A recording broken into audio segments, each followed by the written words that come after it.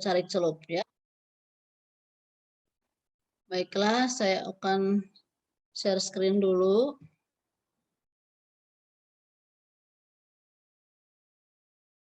Ya, sudah terlihat PowerPoint-nya? Sudah, Ibu. Ya. Jadi untuk analisis urin, jadi sekarang itu sudah sangat mudah karena ada suatu alat ataupun suatu metode yang disebut cari celup. Ya. Jadi kalau zaman dulu pemeriksaan urin itu memerlukan banyak tabung dan waktu yang sangat menyita waktu ya, karena satu pemeriksaan itu dikerjakan satu persatu. Tapi dengan adanya pemeriksaan menggunakan cari celup, ini menjadi sangat mudah ya, sangat mudah. Tetapi di sini mungkin yang harus tahu itu apa yang terjadi di dalam cari celup itu, kemudian interpretasi kliniknya. Ya, jadi mungkin kemarin ada yang sudah melakukan pemeriksaannya ya. Jadi ada yang belum praktek ya. Iya, Ibu. Ya, ada yang sudah praktek, ada yang belum praktek ya, tapi itu nanti bisa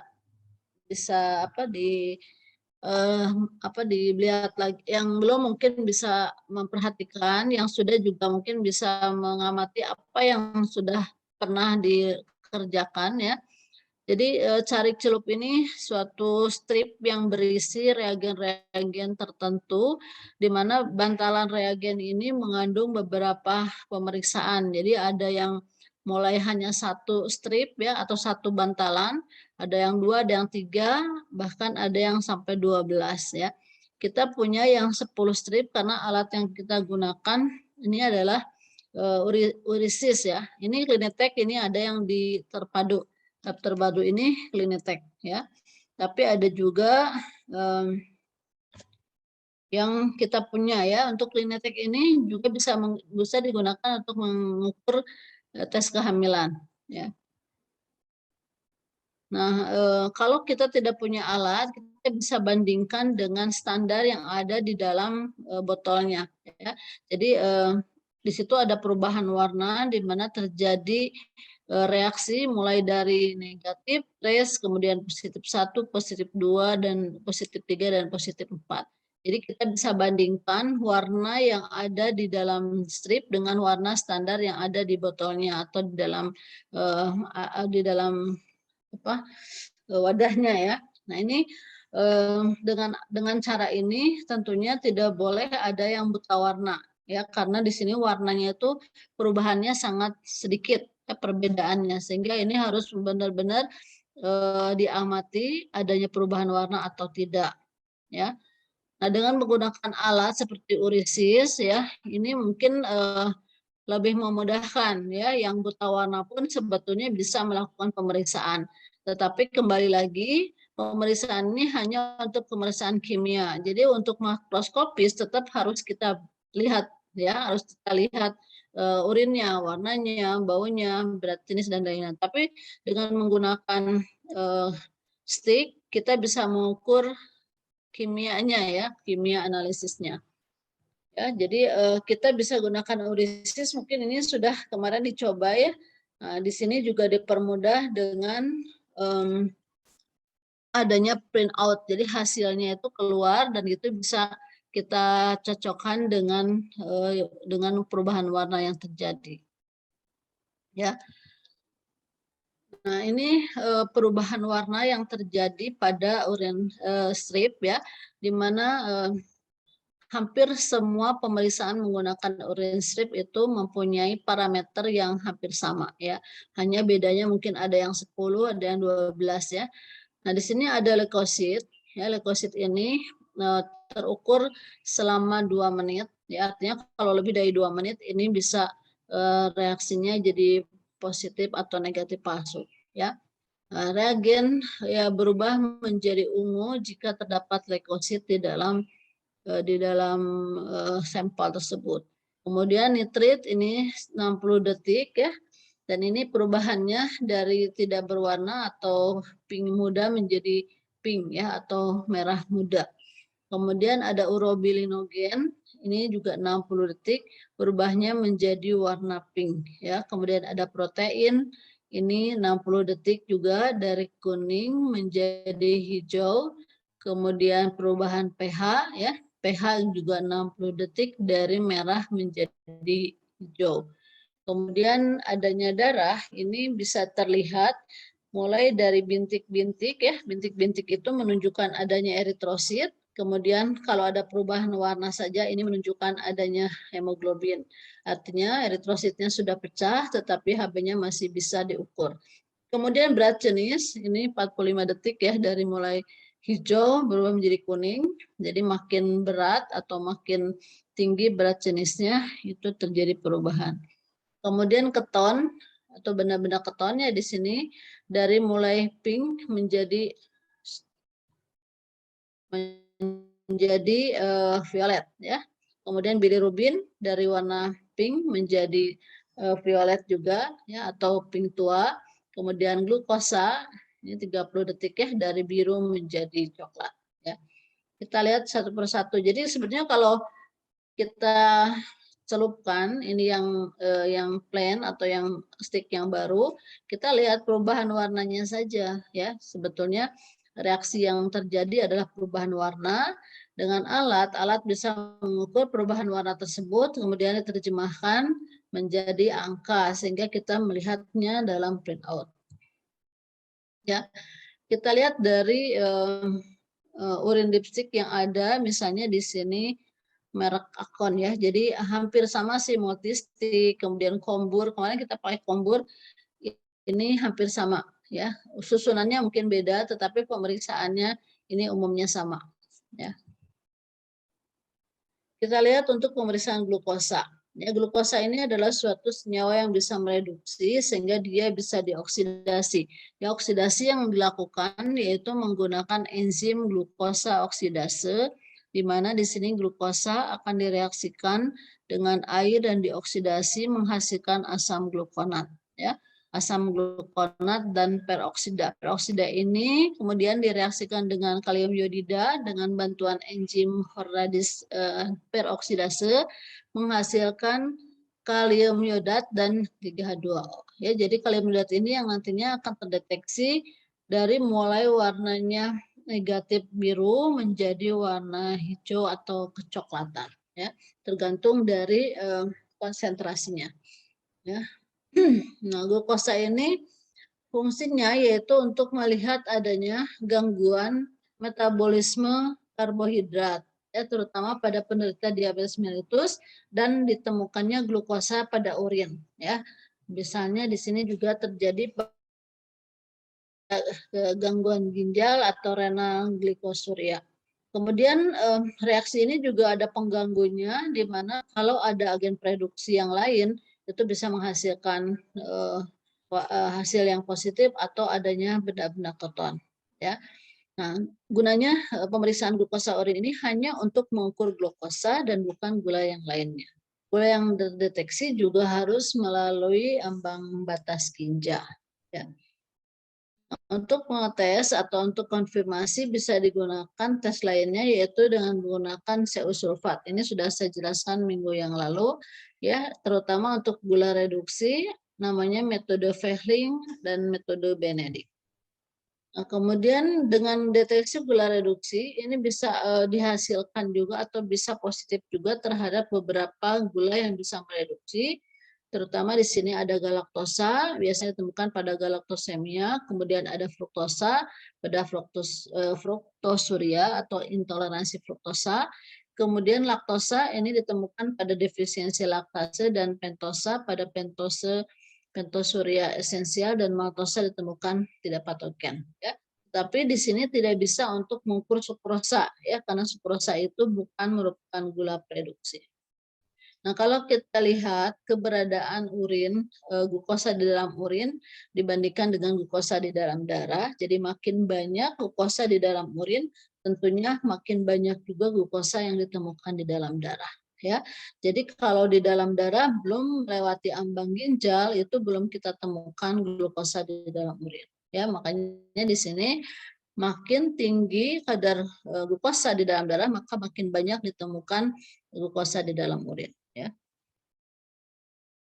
Nah, yang kedua yaitu bilirubin. Bilirubin ini mempunyai prinsip bilirubin yang direaksikan dengan garam diazo. Ya.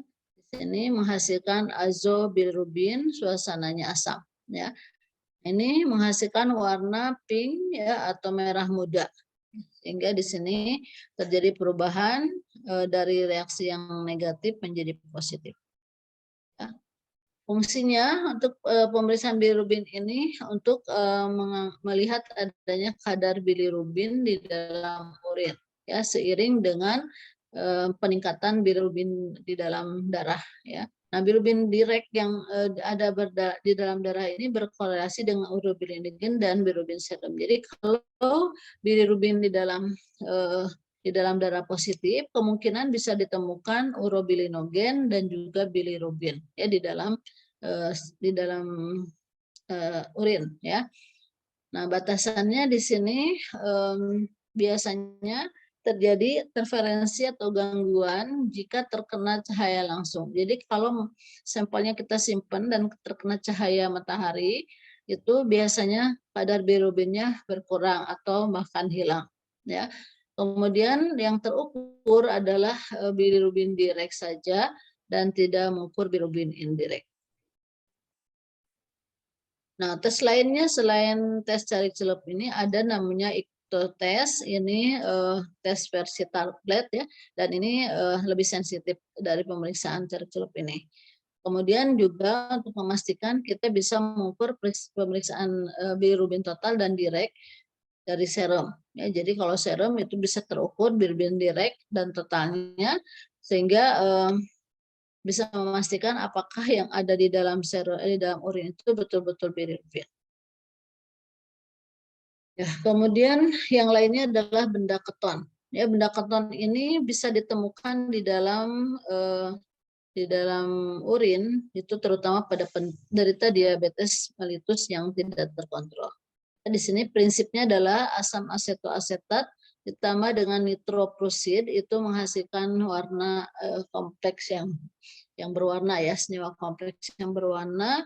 Warnanya mulai dari pink kemudian berubah menjadi violet ya, sampai violet tergantung dari konsentrasi benda koton atau asam asetoasetat yang terdapat di dalam sampel ya. Nah, bermakna pemeriksaan ini adalah untuk ketoasidosis diabetik atau KAD dan juga bisa ditemukan pada orang yang berpuasa berkepanjangan. Ya, juga bisa ditemukan pada orang yang sering konsumsi buah-buahan. Ya. Nah, batasannya di sini terjadi gangguan jika reagennya expired. Jadi nanti bisa dilihat ya, kalau misalnya expired jangan digunakan karena bisa terjadi reaksi yang positif atau negatif palsu. Ya, bisa juga terjadi karena degradasi karena minyak atau udara. Yaitu bisa hasilnya juga tidak sesuai. Kemudian yang terukur itu hanya asetoacetic acid ya. Jadi benda keton yang ada di dalam darah itu ada aseton, ada beta hidroksibutirat dan asam asetoasetat ya. Nah, yang terukur dengan cara ini hanya asetoacetat acid ya. Kemudian tes lainnya adalah ketostik. Ini lebih sensitif dan ini merupakan metode tablet. Ya, jadi fungsinya juga ini untuk menentukan kadar glukosa dalam serum untuk konfirmasi KAD. Bukan glukosa ya, untuk menentukan kadar keton ya dalam serum untuk menentukan KAD. Nah, kemudian pemeriksaan lainnya adalah specific gravity atau berat jenis ya. Di sini prinsipnya X plus dengan polymethyl ether dan malet anhidrid ini akan berubah menjadi X plus polymethyl ether atau malic anhidrid ditambah H plus.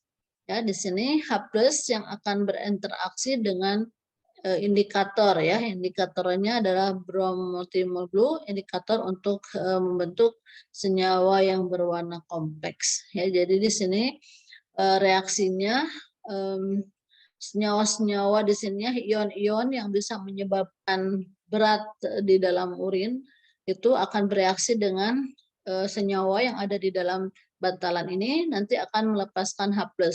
H+ inilah yang berinteraksi dengan indikator sehingga terjadi perubahan warna. Jadi di sini mulai berat ini 1 sampai yang tertinggi 1.030. Ya, kemudian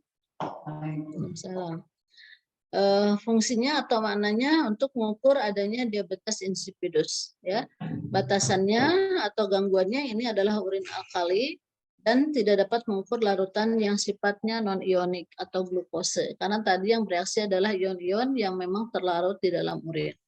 Ya, tes lainnya selain tes cari celup di sini ada refraktometri, kemudian urinometri dan pengukuran osmolalitas. Ya, jadi ini bisa dibandingkan dengan pemeriksaan lainnya untuk konfirmasi hasil pemeriksaan cari celup. Ya, kemudian pemeriksaan lainnya yaitu adanya darah. Ya, darah yang terukur di sini bisa eritrosit, bisa juga hemoglobin. Ya, prinsipnya di sini di awal kita melakukan reagensplisis dengan melisiskan eritrosit, kemudian diisopropibenzen dihidroperoksida ini ditambah dengan tetrametilbensidin akan bereaksi dengan hem yang keluar dari lisisnya eritrosit menghasilkan kompleks yang berwarna.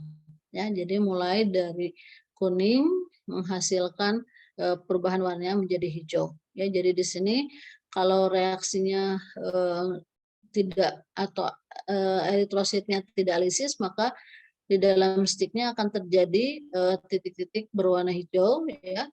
Nah, kalau misalnya dialisis, maka akan ditemukan perubahan warna dari hijau muda menjadi hijau tua. Ya, dan ini sensitivitasnya mulai dari sejumlah 10 sel eritrosit. Nah, fungsinya ya ini untuk melihat adanya hematuria. Ya. Hematuria ini terdapatnya darah di dalam urin. Ya, biasanya terjadi pada nefritis atau adanya trauma. Kemudian juga untuk mengukur adanya hemoglobinuria, ya terdapatnya hemoglobin di dalam urin, biasanya sifatnya hemolisis. Kemudian ada juga mioglobinuria atau rhabdomyolysis. Ya, ini bisa ditemukan semuanya di dalam urin.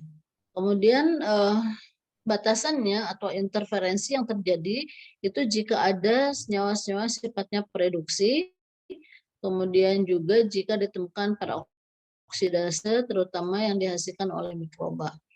Ya, dan batasan pemeriksaannya kita tidak bisa membedakan penyakit-penyakit yang menyebabkan adanya HB ataupun eritrosit di dalam urin. Ya, jadi hanya mengukur bahwa di dalam urin itu ada darah, ada eritrosit atau ada HB. Jadi tidak bisa menentukan oh ini penyakitnya apa gitu, tidak bisa. Tapi hanya menentukan ini ada eritrosit atau ada HB yang terdapat di dalam urin. Ya. Kemudian untuk konfirmasi bisa melakukan uji mikroskopis urin ya dengan mengukur atau melihat adanya eritrosit ya. Kemudian juga sitologi urin. Nah, kemudian untuk pemeriksaan lainnya adalah pH atau derajat keasaman ya. Nah, di sini mempunyai prinsip H+ ini berinteraksi dengan metired pada konsentrasi yang tinggi, pH-nya rendah, dan bromtimol blue pada konsentrasi yang rendah dengan pH yang tinggi sehingga akan membentuk kompleks berwarna. Ya, jadi sini menggunakan sistem 2 indikator.